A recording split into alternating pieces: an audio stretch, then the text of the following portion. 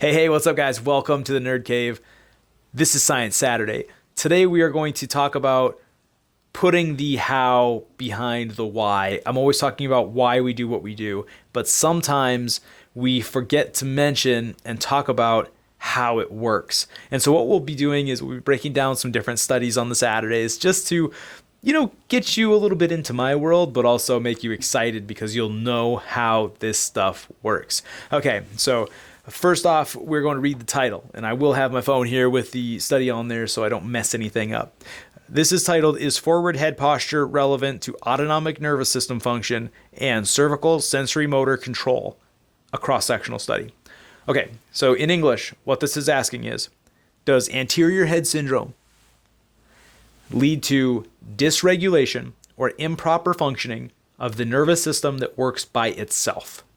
Okay, and then it also asks if cervical sensory motor control, which would be how well you're able to move and understand what position the neck is in. Okay, real quick, talking about the study, they took 160 people, broke them down to two groups of 80. In the one group, there were people with normal cervical curves, and what they considered that was under a 50 degrees of something called this craniocervical angle. And then people who had this forward head posture or anterior head syndrome, as we call it, they had a greater than 50 degree cervical cranial angle. All right, let's talk about the actual procedures here. So each of the two groups were subjected to two tests. The first one is going to be that sensory motor control. It's going to be looking for position. And what they do is they did what's called a reposition test, which means you put the neck into one position, you have somebody move, and then you tell them to get put right back in the same position. And somebody who has good sensory motor control of the neck is going to be able to reestablish that old position. Somebody who has poor sensory motor position in the neck, they're just not going to get close. So basically, if you're able to, or your body is able to understand what position things are in, you're going to be able to go back there pretty easy. The second one is talking about the autonomic nervous system function. And remember, what autonomic nervous system means is automatic. It's the one that you don't control. So in this case,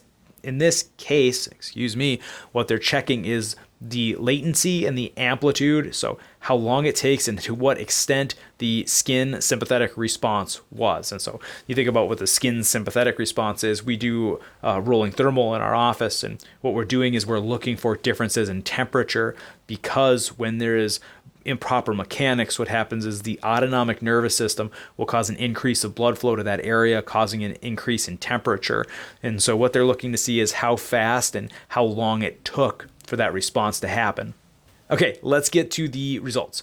What they found was that there was a statistically significant difference when it came to the forward head posture group and the control group when it comes to sensory motor everything. They were different and they were abnormal in every single measured category, which is pretty big. Now, getting into the autonomic nervous system category, there was no change in the latency, which means that both of those people responded quick. Where the difference was in the amplitude. There was improper amount of response to those with forward head posture as compared to those control groups. Guys, this is super important because what this is telling us is that when the spine is out of position, there's pressure and stress on the autonomic nervous system, which is the thing controlling all of our processes, the ones that we don't think about that are just kind of happening.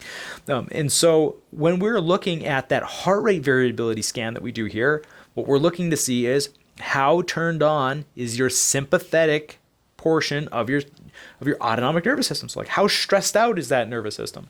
And then when we get into the muscle tests and we get into the thermals, what we're looking for is how much of that skin response is there and how abnormal is it? Because when we put all those things together, we can backtrack this thing and figure out where the spine isn't working properly and what's putting all that stress on your nervous system that's causing all of this stuff not to work super well.